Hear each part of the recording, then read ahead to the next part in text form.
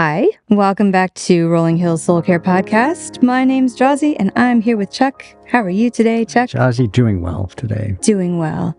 I feel like we need a get to know you moment, Chuck. So I'll ask you. I don't. No getting to know you. We're these mystery voices. Not everybody knows. Yeah. I like to keep it that way. We're out in the ether. They might not know when they pass us in the halls, so we got to find these things out. Chuck, what's your favorite color? And more importantly, because this tells who you really are, why is it your favorite color? There we go. Yeah. These are the questions. These are the questions that keep people up at night. 100%. Yeah. I could not sleep last night. Yeah. Blue. I don't know. Blue has always been one of my favorite colors. It's maybe because I can spell it. Nice. But it has so many weird letters in it. I am not an artist, but yeah, as a matter of fact, I drive a blue car in part because blue is just a fun color for me. So you are wearing a blue shirt. I am wearing holding a blue shirt. folder and drinking from a blue water bottle. There you go. That just validates. That's deep, Chuck. I did not lie to you. I'm so glad that we've reached this level where we can be honest with each other. I was sorry to say all of our listeners. If both listeners want to send me something in blue, that'd be great. Always with the blue wrapping paper. All right, well, there we go. Now we know. Yeah. And you are going to read us a blog post, right? I am. Yay. Okay, so this is blog post 106. I can't even with the title. Like, I feel like I'm going to just hide under the couch the whole time. It is Worrying. Would it help? Yep. All right. So here's what I wrote. The movie Bridge of Spies is the framework for this. Bridge of Spies is a 2015 movie based on real-life events around 1960 during the height of the Cold War with the Soviet Union. Tom Hanks portrays an American attorney, James Donovan, who is tasked with defending a suspected Russian spy named Rudolph Abel. Donovan is a straightforward, no-nonsense lawyer who spells things out for his client with a very direct explanation of the facts the U.S. government is going to try to use it to convict him. He also tells him that if convicted, he will likely face the death penalty. When Abel just continues to sit calmly and passively while this news is delivered, Donovan looks puzzled and says, "You don't seem worried." And that's when Rudolph Abel delivers a line that is one of my favorites from the movie. Would it help? This isn't a Christian movie. There isn't 1 ounce of evidence that Rudolph Abel knew God, but he was still able to dispense some very wise words about worry. In response to a question about why he's not worrying, he asks the same question to his attorney that God asks us about worry. Would it help? At its core, worry is the opposite of trust. Oof. Okay, you have to say that one more time. Okay. I mean, At that its hurts. core, worry is the opposite of trust. It's kind of like darkness and light. Darkness doesn't exist where there is light. Proverbs 3:5 says, "Trust in the Lord with all your heart and lean not on your own understanding." When I reflect on that, worry cannot exist if I am truly trusting in the Lord with all my heart. But that's easier said than done, because we're still here on earth in these frail human bodies. Worry seems to come pretty naturally to most of us. I excel at it. That's why I need to remind myself not to lean on my own understanding or to dwell on what might happen in the future. Satan likes to paint pictures of a future that doesn't include Jesus with me. Mm. Satan loves to get our eyes off of Jesus and onto a problem that seems too big for us to solve. One example of that occurred shortly after our family moved from Southern California to the Portland area. About 18 months after I took a new job here in Oregon in 2001, I joined about 40 other staff members in a conference room and heard the news that our company was closing 30 of their 36 U.S. offices, and the Portland office was one of them. I can still vividly remember the visceral pit in my stomach as I thought about losing my job. But that feeling only lasted about 15 seconds before I distinctly heard a voice ask me, "Do you trust me?" It was so real that I looked around the room to see if other people heard the voice, but everyone else was still focused on the person who was delivering the bad news. Again, I heard the same question, "Do you trust me?" I had just enough sense to realize that this was God asking me a very important question. So I responded with a silent prayer. "Yes, Lord, I do trust you.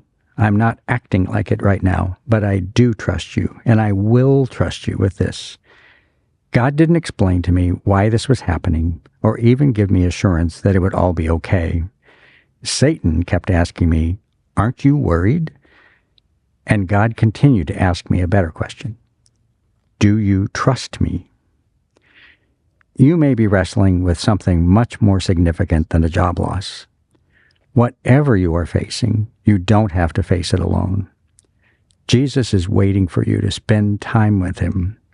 Take him up on the offer. Deepen your relationship with him. Sense his love and peace, and tell him again that you trust him with all your heart. And I close with Philippians 4:6. "Do not be anxious about anything, but in every situation, by prayer and petition with thanksgiving, present your requests to God." Okay. I, like you, excel at worrying. So I'm going to try not to make this all about how I feel. We can make I feel statements. But you said something about halfway through while you were talking that is just such a huge statement that I'd never saw it this way before. And you said that Satan likes to paint pictures of a future that doesn't include Jesus. And that's such a picture of what it is like to just have worry, just to lose that confidence and the reassurance and go back to this human condition. Because we're so used to just saying really calmly, like, of course I trust Jesus, and of course I love Jesus and everything. But when we're not fully living that out, it's so easy to just let the only thing that our little human selves are capable of comprehending. That's what gets into our head, and we can only see those circumstances and those conditions. Yeah. So, and it doesn't mean they're not real. And they're not difficult. They can be perfectly valid. Yeah, but we've let them become the thing. Mm-hmm. And Satan is working to isolate us. Even as children, when we're afraid, it's typically in a situation where we are alone. Mm-hmm. That often is at night, where someone is, there's a monster under my bed, Mm-hmm. Or there's a monster in the closet. You instantly feel better once mom or dad is there with you. Right. There's something about having, and even as an adult, in a situation that's, some situations that are frightening, others that are just difficult, there's something about having another person with you that brings that anxiety level down.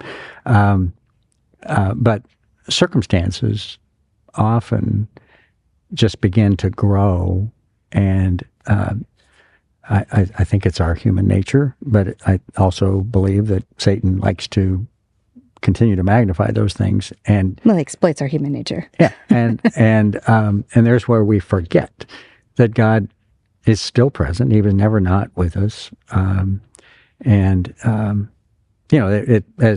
as we've been talking here, Jazzy, it's a similar situation to Peter stepping out of the boat in the middle of the Sea of Galilee. Mm-hmm. He sees Jesus. He's still questioning whether it really is Jesus. If it is you, tell me to come to you. Which is an interesting. If it is you, that's not what I would have asked him. Yeah, it's probably not. But that's where I what would have gone.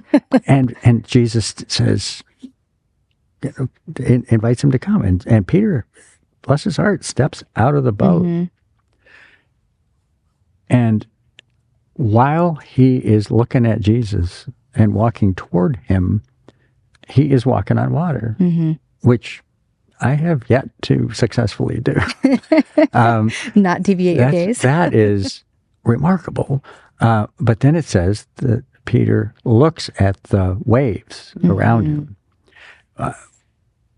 And whether Jesus and the writer meant for this to be an analogy. I mean, it was clearly a real event, but those waves caused by the wind are emblematic of the types of things that are circumstances. Right. And so when he took his eyes off of Jesus and lost sight of the fact that he was still with him, nothing had changed that situation, but now he's distracted by what's going on around him. He begins to sink. And I think we all know what that feels like. It's like I described being in that office. Chuck, you're going to get laid off. Well, that stinks. What I didn't know was that it actually led to, for me, this is just that one circumstance, it led to me finding what turned out to be one of the best jobs of my career that I wouldn't have gone looking for if I hadn't been laid off. Now, that does not mean that every one of these bad circumstances turns into, oh, it's going to be great. Sometimes the bad circumstance is truly bad news. Somebody just finds out they have cancer or something else, some other disease. Those are not things you want to hear. Those become huge circumstances that you find out that you're losing your spouse. Either they are dying or they have chosen to leave you. Those are huge things that make, at that point, you lose your home in a fire. These are circumstances that are not just, oh, well, let me remember that Jesus is here and it will all be fine. It's not right. fine in the sense that it's resolved, but it isn't bigger than him. And he is still with me. And if he's still with me, then we can walk through this thing together. And that doesn't mean it'll be an enjoyable experience. We're often reminded that in this world, you will have trouble. Right? That's a promise that I wish wasn't in the Bible. Yeah, I appreciate that one. Really do. But there it is. So it's not a promise that we won't have trouble. But he said, but take heart, and his taking heart, why? Because he is here. He has overcome the world. He's already won the victory. That's done. He is with us. He has promised to be with us forever. We have to then remind ourselves of all of those things. So that's and that's a overly simplistic look at what can be extraordinarily difficult times for people. But I think it's not overly simplistic to remind ourselves that the truth is that God is with us. Jesus promised that. The Holy Spirit indwells us. That's not going to change. And that means that we're never alone. And so much like the 3-year-old me who's afraid that there's something under my bed, I don't have to wait for mom or dad to get there. They're already there with me. That's him. Right. Yeah, just because we believe the things, the divine things, just because we have faith in that divine doesn't exclude us from human conditions. But those human conditions don't have to exclude the divine as well. When we're focusing on those distractions and forgetting that Jesus is already in that picture, whether we're looking at him or not, that is when we are just going to be overcome by the worries. So, yeah, I appreciate all of that analogy and reminder that we are indwelt. We don't have to worry about being alone. I'm definitely picturing running, screaming to, Daddy after something scared me in the hall and stuff like that. And those are, and nobody listening to this should think, but I feel that way at times. Of course we feel that way. Yeah, we're all humans, right? But it's, okay, when I feel that, what do I need to do? Yeah, it's not about, it's not that we shouldn't feel it, but what do we do with that fear? Right. Where do we focus after that? Right. I love that.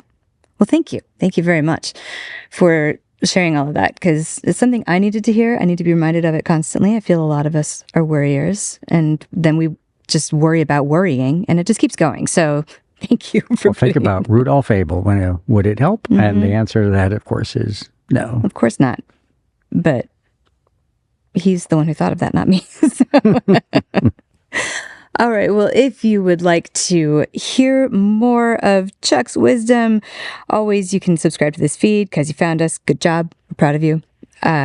We also have Sunday morning teachings from our gatherings on this feed. So if you have not subscribed yet, please do. You can find physical blogs. You can find physical digital blogs at rollinghills.org/worship, or you can follow the RH Worship feed on Instagram. The links are in there. And yeah, thank you so much, Chuck. You have a great week. Thanks. You too, Jazzy. All right. We'll see you soon.